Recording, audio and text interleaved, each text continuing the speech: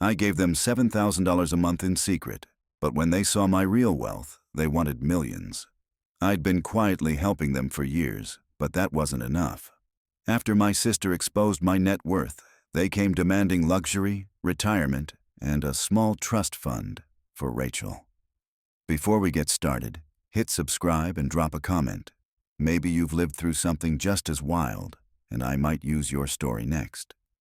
Hi, I'm Sarah, 38, and this Thanksgiving, my entire family turned on me the second they discovered I had $12 million. The stuffing hadn't even been passed around when my sister Rachel, 30, decided to borrow my laptop charger. She walked into my childhood bedroom, saw my screen, and carried it right into the dining room like she'd caught me Googling how to fake success. What she didn't expect was that she'd accidentally expose my entire secret life. One I had meticulously built, kept hidden, and protected for over a decade. But let's rewind. Because the reason I ever felt the need to hide anything from my own family in the first place. That story starts decades earlier, when I was 8, and Rachel was born 2 months early. My earliest memories of life before her are unremarkable but peaceful. My mom helped with math homework. My dad took me fishing.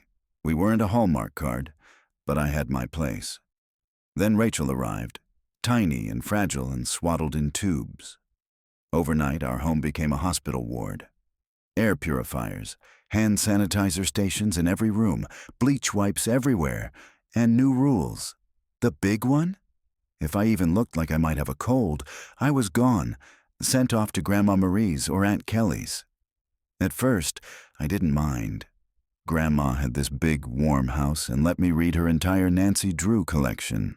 Aunt Kelly made the best lasagna, but when every sneeze meant exile, it started to sink in.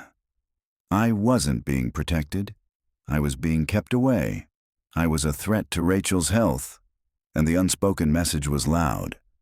Rachel was the priority, and I was a potential liability. I remember one night in particular. I was 12 and had spent months learning Bridge Over Troubled Water on piano for the school talent show. The day finally came, and Rachel had a mild fever, 99.1. Nothing major, but that was enough. My parents didn't come, not even a good luck. 2 weeks later, the whole extended family showed up for Rachel's 15-minute flute recital. She butchered hot cross buns. They gave her a standing ovation. Eventually, Rachel grew out of the worst of her health issues. But by then, she'd learned the perks of being the fragile one. She had headaches on test days, so deadlines were extended. Felt tired, so someone else had to walk the dog, me.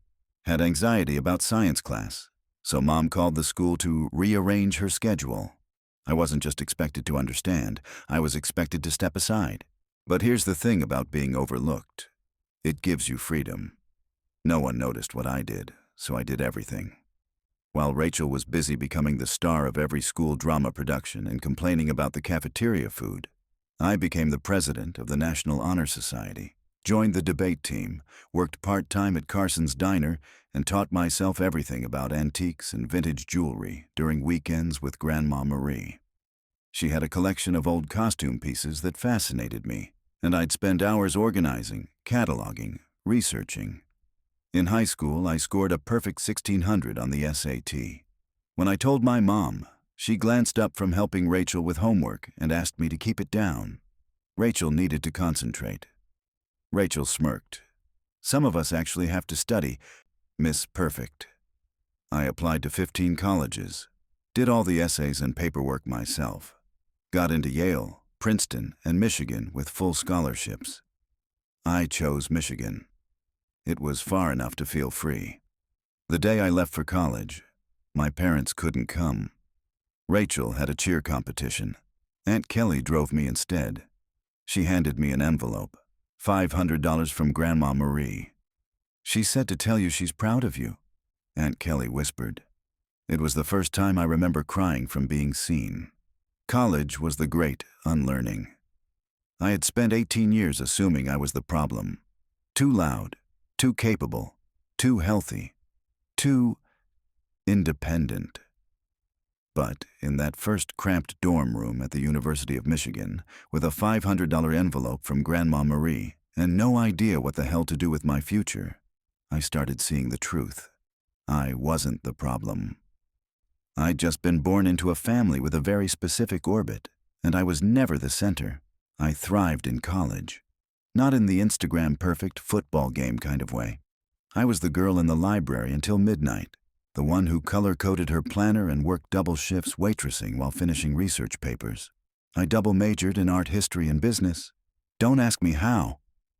I barely slept, and I powered through most days on cheap coffee and free granola bars swiped from the honors lounge. Graduation came quickly. I walked across the stage summa cum laude. No one came. Rachel had food poisoning. My parents texted me, "Congrats, so proud," with 4 exclamation points. I sent back a smiley face and went to Denny's with 2 classmates. But it didn't matter, because the day after graduation, I started an internship at Everett & Phillips, a high-end auction house in Detroit. A miracle, honestly. Entry-level, bottom-of-the-pyramid stuff, but the kind of place where one wrong move could cost you your job or help you find your calling. For me, it was the latter. They started me off cataloging estate pieces. Dull, repetitive work. Think thousands of photographs of china sets, dusty paintings, and jewelry that was more Claire's than Cartier. Most people hated that part. I loved it. Grandma Marie had trained my eye well. I could tell a 1950s rhinestone from a genuine 1920s Art Deco piece with a glance. One day, buried in a shoebox of costume jewelry from the Kingston estate, I found a brooch. Something about it felt off. It was heavy, unusually clasped, oddly familiar. I skipped lunch that day. Spent hours digging through our authentication databases. What I found? The brooch was a Cartier, part of a lost collection from 1925, worth thousands, maybe more. But I was the new girl. So instead of bragging, I built a case. I took photos, created a slideshow, compiled everything I could about the jeweler, the clasp style, the materials.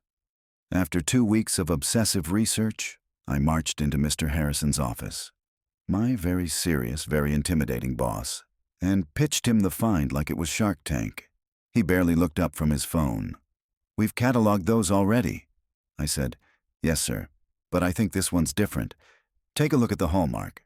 10 minutes later, he was on the phone with the head of acquisitions. The brooch sold for $47,000. And suddenly, I wasn't the intern anymore. I was the girl with the eye. From there, things snowballed. Mr. Harrison started giving me harder assignments. Tiffany, Fabergé, Lalique. I studied it all. I became obsessed with gemstones and hallmarks and microscopic maker's marks. I took every online course I could afford. I borrowed library books no one had touched in decades. My apartment slowly transformed into a jewelry lab, and I loved every second of it. The real turning point came with the Rothschild estate, a massive private collection with more whispers than documentation. I was part of the team assigned to verify the pieces, and buried in one of the boxes was a brooch. A dull, unremarkable little thing everyone brushed off as junk. But something about it caught my attention. I spent 3 sleepless nights comparing engravings, scrolling through obscure French auction archives, and translating century-old documents. What I found? It was part of a lost collection, believed to have been stolen during World War II and never recovered. That piece sold for $238,000.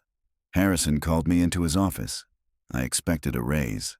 Instead, he said, "Sarah, you're wasting your talent here. You should be running your own firm." I laughed. "What money? What resources? What connections?" He smiled. "Trust me. If anyone can do it, it's you." I didn't believe him. Not at first. But the idea stuck. Starting a business sounds glamorous until you realize it involves emptying your savings, taking out a terrifying loan against your 10-year-old Honda, and leasing an office above a Chinese restaurant that smells permanently like Kung Pao chicken. That was my reality. I called it Verite authentications, French for truth, because I thought I was being clever.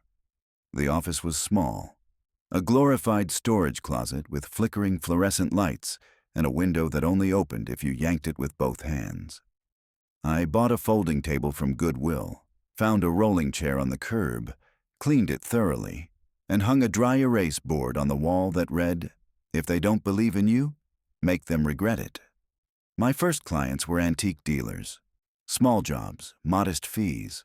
But I had something most authenticators didn't: obsessive accuracy and zero ego. I gave full reports, pictures, proof, explanations in plain English. My reputation grew. Then came the collection that changed everything. A retired librarian named Margaret came in with a dusty trunk. She said her great-grandmother was a bit of a magpie, and would I mind looking through it before she dropped it off at Goodwill. 2 weeks later, I sent her a report identifying 2 rare Victorian mourning brooches worth over $80,000 combined.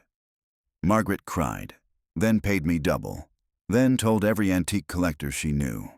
That one job bought me new equipment, better security, and my first employee, Jenny, a newly certified gemologist, painfully shy, brilliant.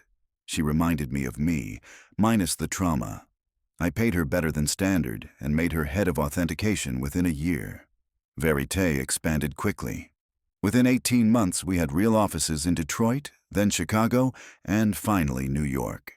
My face never appeared on the website, just the logo. Discretion became part of our brand.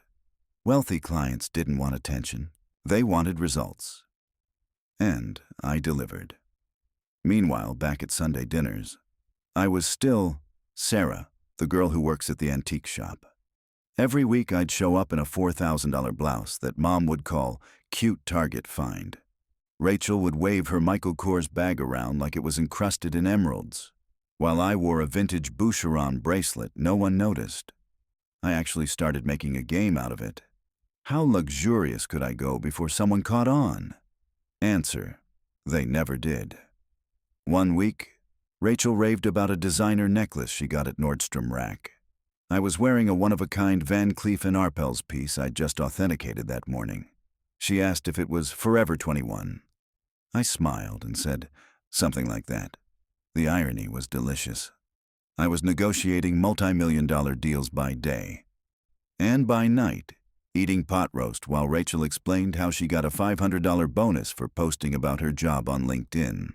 But the charade had a purpose. I didn't want the questions. I didn't want the drama. I didn't want the demands. Which is why, when Aunt Kelly quietly told me one day that Mom and Dad were behind on their mortgage, I didn't hesitate. I started sending $5,000 a month anonymously. When they asked about it, I said I'd gotten a small inheritance from an old co-worker who passed away. They believed me. Rachel, of course, claimed it was because her motivational Instagram posts inspired people to help the family. My stomach turned, but I stayed silent. Eventually, the money went to Rachel's grad school loans, her medical expenses, her spontaneous vacations, her outlet shopping sprees. I knew. I recognized every label she wore. She once called my simple tan handbag so basic. It was a limited edition Hermes, cost more than her car. And still, I didn't say a word. Until Thanksgiving. Until Rachel decided to grab my laptop and discovered everything. Thanksgiving should have been simple. I'd offered to handle the meal, catered from a luxury culinary firm I've used for client events. Mom fretted about the cost. "Don't take out a loan for stuffing," she joked. I said, "I've been saving." She smiled like I was buying a Groupon turkey. The food arrived like clockwork. Maple-glazed Brussels sprouts, truffle-mashed potatoes, turkey so moist it felt illegal. But no surprise. Rachel wrinkled her nose. "Store-bought stuffing, Sarah?" This from someone who once charred Easy Mac. I let it slide, like I always did. 20 guests filled the house. Wine poured, compliments flew. No one suspected anything. Just Sarah, the antique shop girl, bringing fancy food she definitely couldn't afford. Midway through dessert, I slipped upstairs. A live auction in Hong Kong was closing, and I had a client in the final bid. My laptop was open, tabs everywhere, account balances, contracts, reports, the usual. Then Rachel walked in without knocking. "Need your charger." Her eyes landed on the screen. There it was, 12.4 matters account balance, 485K pending contract, 1.2 matters, recent transaction. She blinked, smirked. "Let's show everyone what you've really been doing." Before I could stop her, she marched into the dining room and spun the laptop around like she'd caught me photoshopping a fake resume. "She's rich," she whispered. "Like, actually rich." Silence. Mom started giggling. "Rachel, stop." "Sarah works at that little shop." I closed the laptop. "No, I own one of the top jewelry authentication firms in the country. Offices in 3 cities, private clients, high-value contracts." More silence. Then Mom's smile vanished. "You let us struggle while hoarding millions?" "I send you $7,000 every month," Dad snapped. "You owe us. We raised you." That's when I broke. "Raised me. You exiled me for sneezing, missed every award, every milestone because Rachel had a hangnail. You never saved a dime for my college, and now I'm the selfish one?" Rachel started crying. Mom shouted something about family loyalty. The caterers awkwardly served pie. I grabbed my laptop and left. Behind me, I heard Mom mutter, "She can at least pay for Rachel's MBA." The fallout was immediate and utterly insane. By the time I got home that night, my phone had over 50 missed calls and close to 200 messages. Mom's texts came like an emotional roller coaster. 7:43 p.m. "How dare you walk out on your family?" 8:11 p.m. "We need to discuss this like adults." 8:59 p.m. "Your sister deserves a share of your success." 10:27 p.m. "I've already called a realtor. We're looking at homes in Grosse Pointe." 11:34 p.m. "Why are you ignoring me? I am your mother." Meanwhile, Rachel had declared all-out war on Facebook. She posted a 500-word rant titled, "When Family Betrays You," tagged with a picture of the two of us from 2003. According to her, I'd hoarded wealth, while she fought to survive student debt, medical bills, and heartbreak. The comments were a circus. Distant cousins I hadn't spoken to in years weighed in with lines like, "Wow, family is sacred, and greed changes people." But the worst? Rachel's post included this gem. "All those years I gave Sarah advice, supported her silly little shop dreams, encouraged her to believe in herself. And this is how she repays me?" Advice. Her only suggestion ever was that I try selling jewelry on Etsy. The flying monkeys came next. Aunt Susan called, urging me to remember what truly matters. Uncle Bob emailed a 1,300-word essay about sharing abundance. Even my third cousin's ex-girlfriend messaged me on LinkedIn to say she was disappointed. Then Monday happened. I walked into my office, and there they were, my parents and Rachel. They were seated in the reception area, all smiles, like it was a surprise party and not a shakedown. Jenny, my receptionist, looked visibly uncomfortable. Mom stood and said, "We've been talking as a family, and we've come to a decision." I said nothing. "We think it's only fair," she continued, "that you set up some trust funds, so we can all move forward together." Rachel chimed in. "I need $2 million to get started. That's modest, honestly." Dad added, "And your mother and I would like to retire. Maybe Florida, a beach house, nothing crazy." I blinked. "You've been receiving $7,000 a month." Rachel scoffed. "That's pocket change compared to what you really have. We're your family. You owe us." Mom said, "Don't be dramatic, Sarah. We gave you everything." I laughed, out loud, then pulled out my phone and canceled the monthly transfers in front of them. Mom gasped like I'd slapped her. Rachel launched into fake cry mode, which dried up instantly when she realized it wasn't working. Dad started pacing like he was going to give me a lecture about honor or discipline. Then they refused to leave. I had to call security. Watching my 60-year-old mother scream, "Ungrateful child," as she was escorted out of my office was surreal. Jenny turned to me afterward and asked, "Should I ban them from the building?" I nodded. Yes, indefinitely. The harassment didn't stop. They tried new numbers, fake emails, even submitted phony client inquiries to my company's website. I had to issue a formal legal notice to back them off. That finally slowed the madness. Then Mom called Grandma Marie. Big mistake. Grandma rang me up the next day, calm as ever. I braced for guilt. Instead, she said, "Took you long enough, honey. You don't owe them a dime." I nearly burst into tears.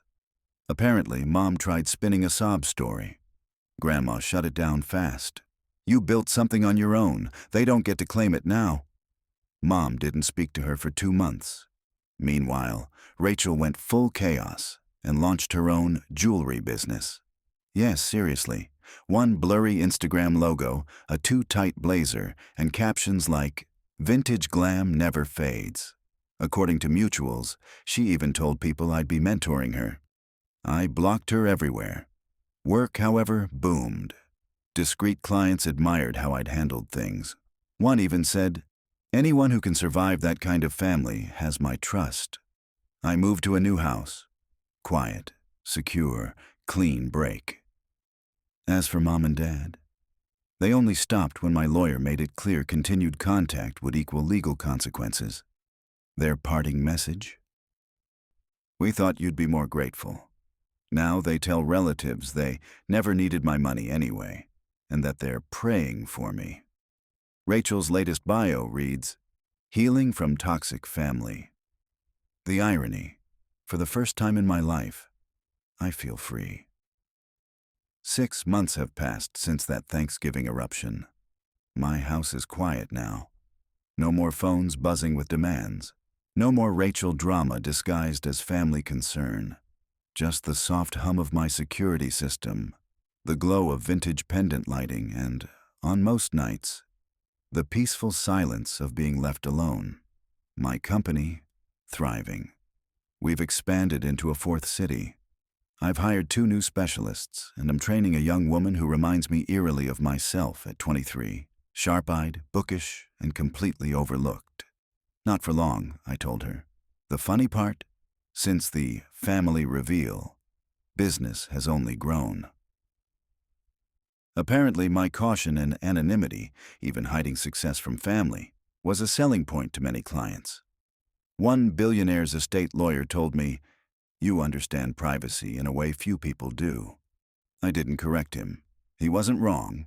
I still don't flaunt it. My car is nice but subtle. My clothes are elegant but never branded. I no longer play games with my family by wearing diamonds to dinner, because I don't go to dinner anymore. There are no more Sunday nights pretending to be someone I'm not. That version of Sarah, silent, compliant, invisible, is long gone. Instead, I spend weekends flying to London or Tokyo for client viewings. I host quiet dinners with people who actually ask me questions and listen to the answers. Grandma Marie is coming to visit next month. She's the only one who ever really saw me. We're going to catalog a new collection together, just like the old days. Sometimes, I still think about that little girl who used to be sent away for sneezing, who played in the corner with costume jewelry while her sister coughed for attention. I wish I could tell her, "Just hold on. One day your quiet obsession will become your empire. Your exile will become freedom. Your silence will become power. And when your moment comes, you'll walk out, not angry, not broken, but whole, rich in all the ways that finally matter." The end.